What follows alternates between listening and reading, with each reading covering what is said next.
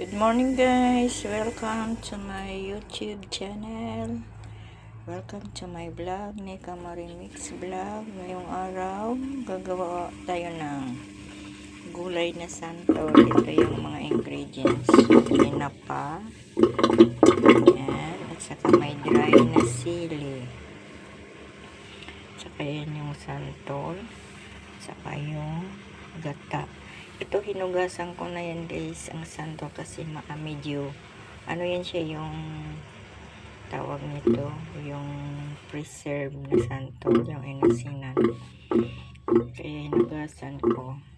Tapos ito na yung ano, yan, yung dry na sili. Pinagaan ko nga pala muna yung santol. Yan. Ito guys ay lutong Bicol. Yan, dinala ko pa yan galing Pinas. Okay, halo na natin lahat na ingredients.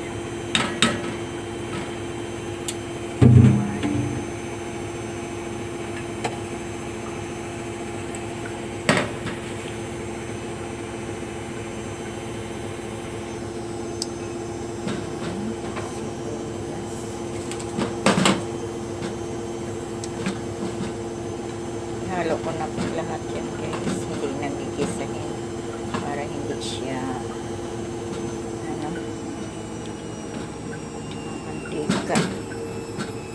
Saka yung tinapa. Mamaya ko na ilagay yung sili kasi kukuha ako ng walang sili, gawa ng si Amo, ipatry ko sa kanya. Ayaw yung mga anghang, konti lang na ang yan gusto niya.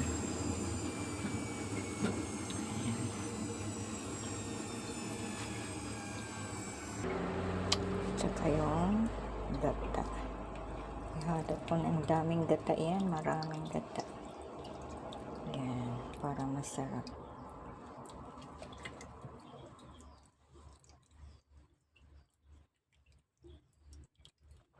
Ganyan ako magluto ng santol. Yung hindi ko na ginigisa. Kasi pag igisa mo siya ay tawag nito, mantika ba? Yan, mix ko. Mix natin.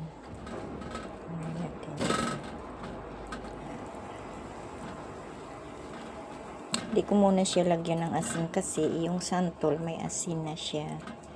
Kaya mamaya ko na timplahin kapag malapit na maluto. Saka ako magdagdag ng panimpla kung anong kulang para hindi siya umalat. Ayan. Ayan, ganyan. Tapos haluin. Hindi ko pa binubuksan yung apoy. Haluin ko muna ng maano lahat. Hindi, walang buo-buo. Santol. Gulay na santol. Lutong Bicol. Ang santol guys, galing pa yan sa Philippines. Dinala ko siya nung bumalik ako dito sa Hong Kong. Hindi siya makakasawa, maasim-asim na, masarap siya. Okay, buksan na natin ang apoy. Hintayin natin luto siya, no? Bubuksan na natin ang apoy.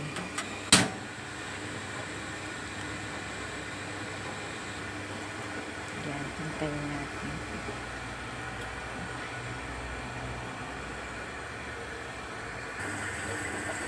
Hindi ko lang siya takipan para hindi nang buo-buo yung gata. Yan, hintayin kong kumulo. Yan, malapit na siya kumulo. Tapos haluin ko. Kumukulo na guys, haluin natin. Yan, haluin na natin kasi yan. Pag gusto nyo hindi buo-buo ang gata guys, yan ang technique. Pag naglagay kayo ng gata, huwag mo na siyang takpan. hintayin kumulo, saka haluin. Haluin lang siya. Hanggang matuyo. Ang sarap nito guys. Marami siyang gata. Pag maraming gata, masarap. Ang gulay na santol, maganda yung maraming gata. Kasi, pag kunti yung gata, ano siya, parang dry. Hindi masarap. Yan. Hintayin na lang natin siyang matuyo yung maglana-lana. 10 minutes. 10 minutes, luto na yan siya. Luto na yung ating santol. Yan siya, Jesus. Ang sarap. Masarap.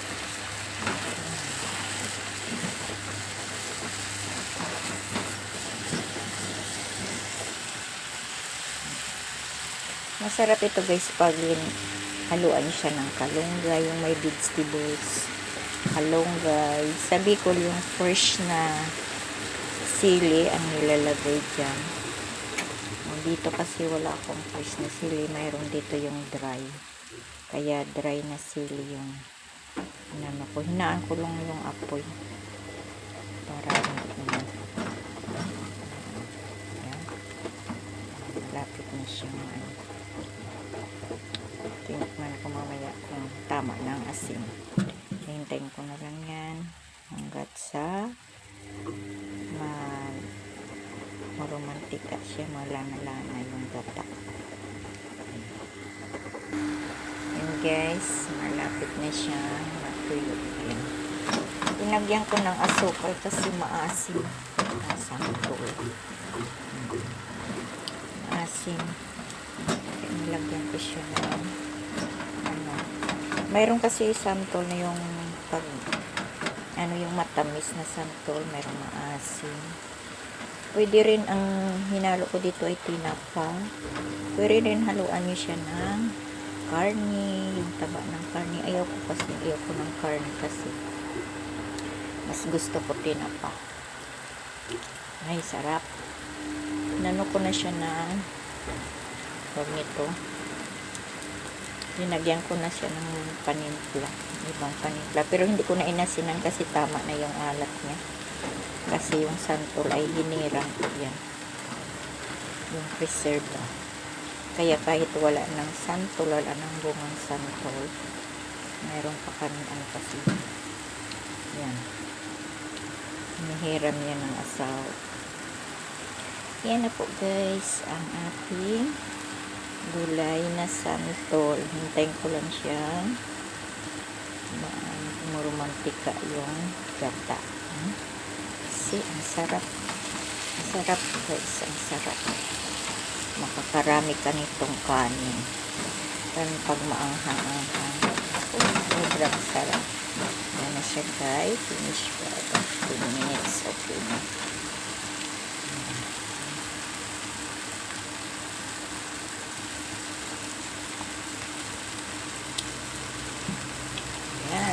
Luto ng aking gulay na santol guys. Thank you for watching my video. God bless you all. Bye bye. I love you all.